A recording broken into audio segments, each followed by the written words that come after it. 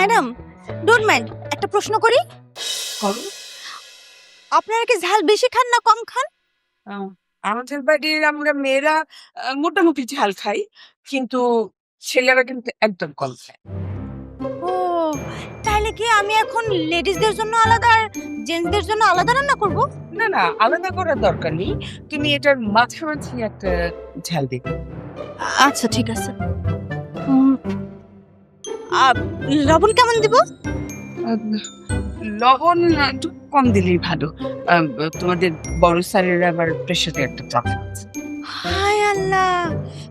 ওকে ওকে, no problem no problem, আমি কম করে দিব।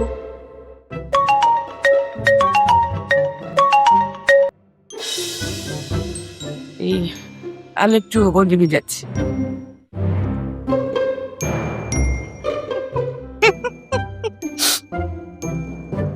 এক্সকিউজ মি ম্যাডামরা, একটা প্রশ্ন করি। নো প্রবলেম, করো। আপনারা হাসতেছেন কেন? ডায়ানা, তুমি আজ মাত্র জয়েন করেছো, এত কিছু তোমার জানতে হবে। সরি, ভুল করে মিস্টেক করে ফেলাইছি। হ্যাঁ, আমি তো ভুলে গেছিলাম আমি এই বাড়িতে নতুন জিনিস, মিলাই নিতে একটু সময় লাগবে। কথা দেখছি ভালোই বলতে পারো। ওই যে কইলাম না, আমি খানদানি ফ্যামিলিতে কাজ করছি, ওইখান থেকে না ভালো ভালো কথা শিখছি। আমি 3 ভাষায় কথা কইতে পারি।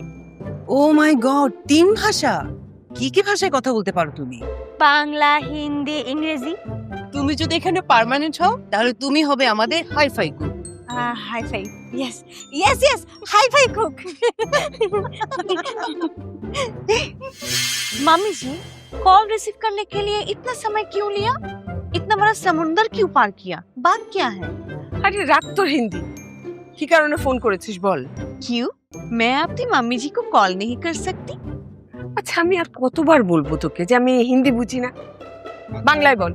আচ্ছা বাংলায় বলছি। ডাইনার খবর কি? ওকে পরীক্ষায় পাশ করেছে না ফেল করেছে? আরে আমরা তো ডায়নার পরীক্ষায় নিচ্ছিলাম। আমরা মানে তুমি আর কে কে? মানে আমি, জ্যোৎস্না আর শাসা, এর মধ্যে তুই ফোন দিলি, এখন তোরা বুঝেই গেল। কি বুঝে গেল? ডাইনা আমার গোয়েন্দা বাহিনী? নতুন বাবুর্চি এসেছে, তার খোঁজ খবর নেওয়ার জন্য তুই ফোন করেছিস। ও, তা জানো। ওরা তো জানে আমি তোমার কাছে ফোন করে ওই বাড়ির সব খোঁজ খবর রাখি। এটা পুরনো কথা, তবে একটা নতুন কথা আছে। কি নতুন কথা? আমি তো ঢাকা শহরে 20 তলা বাড়ির মালিক হয়ে গেছি। 20 তলা বাড়ির মালিক হয়ে গেছিস? কিভাবে? তোমার রয়্যাল বেঙ্গল টাইগার জামাই আছে না, সে তার বাবার সম্পত্তি থেকে 10 আনার সম্পত্তি আদায় করে নিচ্ছে। 10 আনা? হিসেবে তো 8 আনা পায়। হ্যাঁ, তা ঠিক আছে, কিন্তু তার বোনের জামাই তাদের ফ্যাক্টরিতে আগুন লাগিয়েছে না, তাই সে বলেছে 10 আনা দিলে দাও, নাহলে আমি মামলা করে দেব। তারপর? তারপর আর কি, আমার প্রিয় শাশুমা কু কু করে কান্না শুরু করে দিয়েছে। বলে কি না, তুই বাবা মামলা করিস না, মামলা করলে তোর বোনকে ওরা তালাক দিয়ে দিবে। মা, এই বলে যে কি কান্না, তুমি যদি দেখতে মা। আরে তারপর কি হলো বল না। তারপর আর কি, তোমার জামাই বললো ঠিক আছে মামলা করব না, কিন্তু আমাকে আমার 10 আনা পাই পাই করে বুঝিয়ে। শাশুড়ি রাজি হয়ে গেল? রাজি হবে না আবার, আমার শাশুমা বলে কি, ছেড়ে দে মা, কেঁদে বাঁচি, তুই 10 আনা নিয়ে যা, তারপরও মামলা করিস না। এখন কি 10 আনা ওরা লিখে দিয়েছে? না, এখন লিখে দেয়নি, তবে লিখে দিচ্ছে। মানে এখন জায়গা জমি ভাগাভাগি নিয়ে T20 ম্যাচ চলছে, এসব খুব ঝামেলার কাজ জানোই তো। যাক, শেষমেশ তোর একটা হিল্লে হলো। মা জানো, তোমার জামাই যে 10 আনা পাবে তার বাজার দর কত? কত? 20 কোটি টাকার উপরে। বলিস কি? সেজন্যই তো তোমাকে বলার জন্য আমার মন একদম চড়ুই পাখির মতো ফুট করে লাফাচ্ছিল। তোমাকে বলতে না পারলে আমার সকালের ব্রেকফাস্টটাই হবে না। যাক, অনেক দিন পরে একটা সুসংবাদ পেলাম, মনটা একদম হালকা হয়ে গেছে। মা, 20 তলা বানানো কমপ্লিট হলে আমি বাড়ির নাম কি রাখবো জানো? কি রাখবি? মুন্নি মঞ্জিল, আর ব্র্যাকেটে লেখা থাকবে বিশিষ্ট বাড়ির মালিক। বাহ, খুব সুন্দর নাম। এবার তুমিই বলো, তোমার মেয়ে তোমার ছেলেদের তুলনায় বড় লোক না? হ্যাঁ, আরে ঢাকা শহরে 20 তলা বাড়ির মালিক, চারটিখানি কথা। এখন বাজি পাল্টে গেছে, এখন আমার কাছে তোমার ছেলেরা বিশিষ্ট ফকির। যাক, এসব বলতে হয় না মা, তুই আল্লাহর কাছে শুকরিয়া আদায় কর। মা, আল্লাহর কাছে কেঁদেছি বলেই তো আল্লাহ আমাকে দিয়েছে, যে আর কেউ নেই, তার আল্লাহ আছে।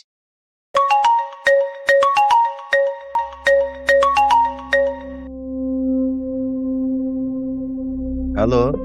হ্যাঁ বাবা, ওই বাবুর্চি মেয়েটা কি এসেছিল? হ্যাঁ এসেছে, আমি আর তোর মা ওর ইন্টারভিউ নিয়েছি। এখন পোলাও কোরমা রান্না করে তোর মার কাছে পরীক্ষা দিচ্ছে। বাহ, আজ তাহলে পোলাও কোরমা রান্না করতে বলেছো? আমি বলেছি, তার বাবা নাকি নাম করা বাবুর্চি ছিল। হ্যাঁ, আমাকেও তো তাই বললো। ফেসবুকে আমি আর জোসনা ওর ইন্টারভিউ নিয়েছিলাম। হ্যাঁ দেখি, তোর মা তো তাকে প্রথম থেকেই সন্দেহের চোখে দেখছে। মা তো এরকম করবেই। তোমার যদি পছন্দ হয় তাহলে রেখে দাও।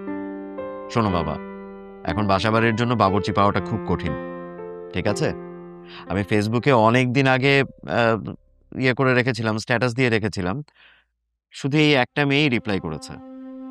আচ্ছা ঠিক আছে, তার রান্না শেষ হোক, খেয়ে দেখি। আচ্ছা ঠিক আছে, আমি ডাকছি বাবা। আচ্ছা।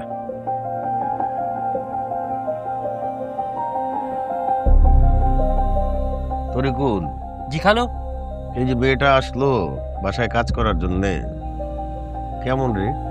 ভাব নেই বেশি, কথা কয় চটাং চটাং, হিন্দিতে ইংরেজিতে মিলায় কথা কয়। হুম, তোর কি মনে হয়? না, মনে হয় রাখা ঠিক হইব না। ঠিক আছে, সবার সাথে কথা বলে দেখি। তুই এক কাজ কর, হ্যাঁ, এইগুলি ফালাই দিয়া ছাদে যা, ছাদের গাছগুলির একটু দেখ। জি খালো, আমি যাই। ঠিক আছে। ভাবি, আমি কিন্তু আমার চাকরিটা ফেরত পেয়েছি প্রমোশনের সাথে। তাই? আলহামদুলিল্লাহ। দেখেছো, তোমাকে আমি বলেছিলাম না, সত্যের জন্য এইভাবেই হয়। কিন্তু শাসা, তোমাকে যে আমি একটা কথা জিজ্ঞেস করেছি, তুমি বললে পরে বলবে, সেটা তার বললে না। কি বলো তো? ওই যে সুগার বেবি। হায় হায় ম্যাডাম, আপনি খানদানি ফ্যামিলিতে থাকেও সুগার বেবি কি সেটা জানেন না? তাহলে তুমি বলো, আমরা শুনি। সুগার বেবি হইল চিনি খাওয়া বাচ্চা, মানে ছোটখাটো বাচ্চা না, ছোট বেবি না, এটি হইতেছে বড় বড় যুবক যুবতী বাচ্চা। এইসব পোলাপাইনরে কয় সুগার বেবি। এরা টাকার বিনিময়ে খাদ্য প্রোগ্রামে অংশগ্রহণ করে। ও মাই গড, তুমি তো দেখছি পুরো ইতিহাস জানো। ম্যাডাম, আমি তো আরো জানি, পুরা কাহিনী তো এখনো কইনি। আচ্ছা আচ্ছা, তা বলো শুনি আমরা। সুগার মামি হইল বড় লোকের মেয়ে নাইলে বউ। এরা টাকার বিনিময়ে ছোট ছোট পোলাপাইন গলাকে প্রেম করে।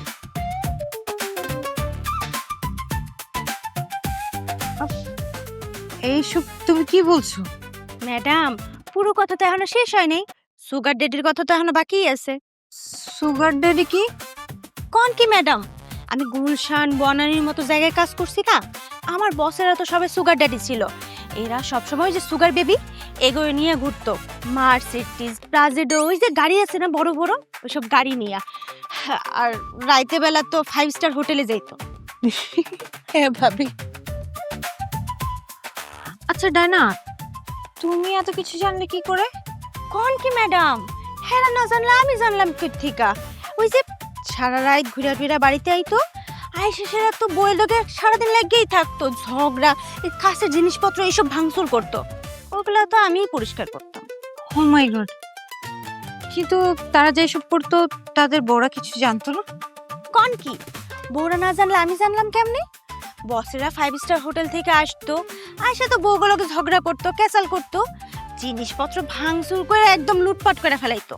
আর ওইসব কাছের জিনিস আমিই তো পরিষ্কার করতাম। ওদের বউরা সব মেনে নিত?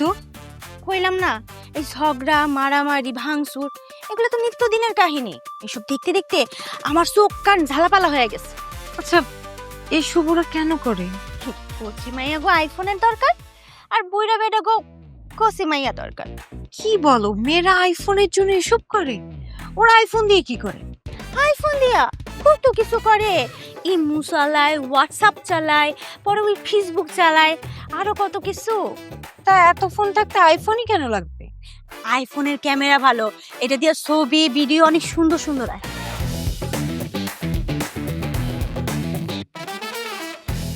হ্যালো। হ্যাঁ, তোমার বাবুর্চির খবর কি? রান্না ঠিক আছে? রাখো তোমার বাবুর্চির কথা, আগে তুমি বলো তোমার অফিসে কি কোনো কোচি মেয়ে আছে? কচি মেয়ে মানে? কোচি মেয়ে মানে কি তুমি বোঝো না? না, অল্প বয়স্ক মেয়ে। তো কি রকম মেয়ে চাচ্ছ তুমি? এই ধরো 18, 19, 20, টিনেজ। এই বয়সের মেয়েদের তুমি কি করবে?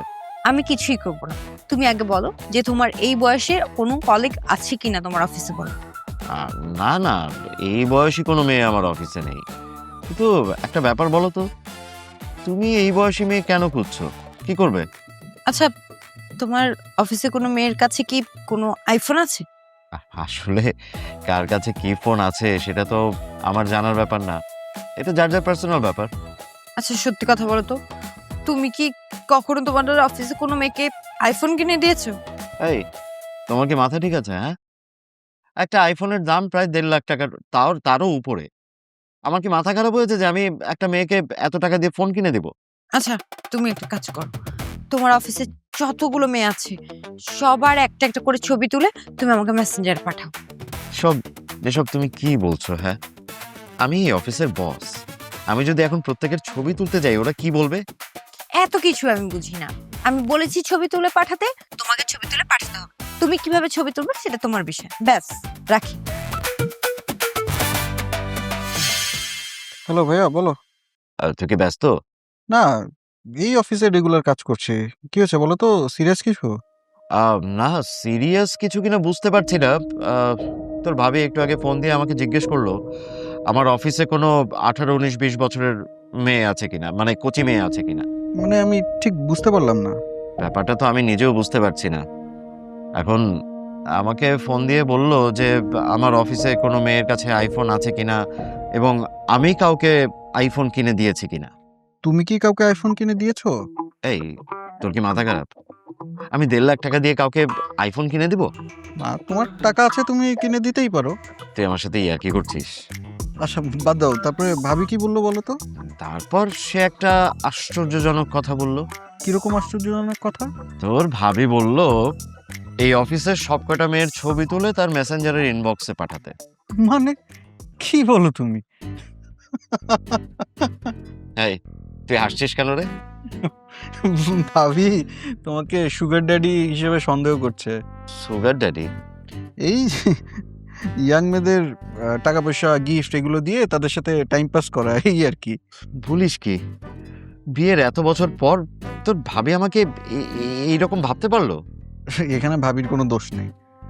কেন, সেদিন মুন্নি মাকে বলেছিল না যে আমি হচ্ছে মেহরিনের সুগার বেবি, এ কারণে মেহরিন আমাকে 1 কোটি টাকা দিয়েছে।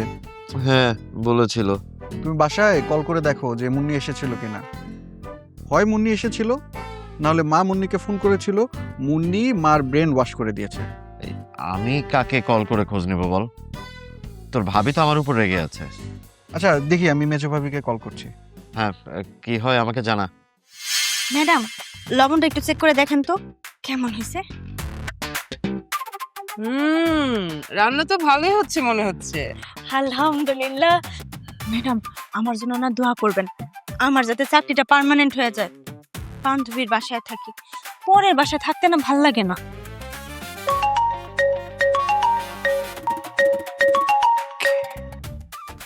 কি ব্যাপার হিরো, দিন দুপুরে তুমি মেহেরিনকে রেখে আমাকে কল দিলে, ব্যাপার কি? এই তোমার আশেপাশে কেউ আছে নাকি? ডাইনা আছে। ডাইনাটাকে? আরে ওই যে নতুন বাবুর্চি, ও রান্না করছে আর আমি দেখছি। এই ফোনটা নিয়ে একটু সরে দাঁড়াও তো। ওকে ডাইনা, তুমি রান্না করো, আমি আসছি। ভালো করে করো। ওকে ওকে। বলো। আচ্ছা, বাসায় কি মুন্নি এসেছিল? কই না তো। তাহলে কি মাকে মুন্নি ফোন দিয়েছিল কিনা তুমি দেখেছো? হ্যাঁ, মা আমাদের সাথেই ছিল, মাঝে একটা ফোন আসলো, অবশ্যই সেটা মুন্নির কল, তারপর বেরিয়ে গেল। কেন, কি হয়েছে বলো তো? আচ্ছা তোমাকে বলছি, তুমি আমাকে একটু পরিষ্কার করে বলো তো, মুন্নির কলের পরে মা কি জ্যোৎস্না ভাবির সাথে কোনো কথা বলেছে? ঠিক বলতে পারবো না, জ্যোৎস্না ভাবি তো আমাদের সাথেই ছিল। আচ্ছা কি হয়েছে সেটা আমাকে বলবে তো? জ্যোৎস্না ভাবি ভাইয়াকে সন্দেহ করছে তার কোনো সুগার বেবি আছে কিনা। ও এই কথা। ও, তার মানে তুমি এগুলো জানো? আচ্ছা বাসায় কি অ্যাকচুয়ালি কি হয়েছিল আমাকে বলো তো। মানে ভাবি আমাদের সাথেই ছিল, আমরা মানে সবাই আমরা এখানে ছিলাম। তারপরে হচ্ছে ওই আমাদের যে ডায়না, সে বলল যে তার আগে যেখানে কাজ করতো তার সব বসেরাই নাকি সুগার ড্যাডি ছিল। ভাবি এখানে ছিল, এটা শুনছিল, তারপরে এই কথা শুনে বের হয়ে চলে গেল। এই তো। বুঝতে পেরেছি, তার মানে ডায়নার আগের বসদের সাথে ভাইয়াকে ভাবি রিলেট করে ফেলেছে। আচ্ছা তুমি একটা কাজ করো তো, তুমি এখন ভাবির কাছে যাও, গিয়ে তুমি ভাবিকে বুঝিয়ে বলো, ভাবির ভুলটা ভাঙিয়ে দাও, এবং তারপরে বলো যে ভাবি যেন ভাইয়াকে ফোন করে, কারণ ভাইয়া অফিসে না খুব টেনশন করছে। ওকে, আমি যাচ্ছি, নো টেনশন। ডায়না, সুন্দর ঘ্রাণ বের হয়েছে। তুমি রান্না করো, আমি একটু আসছি। হ্যাঁ আচ্ছা, তুমি আবার কোথায় যাচ্ছ? মা, ভাবির শরীরটা অনেক খারাপ, তেমন সিরিয়াস কিছু না। ভাবি বললো একটু ভার্টিগো হচ্ছে আর কি। ভার্টিগো? ভার্টিগো আবার কি? মানে হচ্ছে মাথা ঘোরাচ্ছে। আচ্ছা, আপনি ডায়নার কাছে একটু থাকেন, আমি একটু দেখে আসি। হ্যাঁ আমি একটু আসবো। না মা, ডায়নার কাছে একজনকে থাকতে হবে না, আপনি থাকেন, আমি দেখে আসি। ডাক্তারকে ফোন করে ডাক্তারকে বাসায় ডাকো। আমার মনে হয় ওর প্রেশারটা লো হয়ে গেছে। জি মা।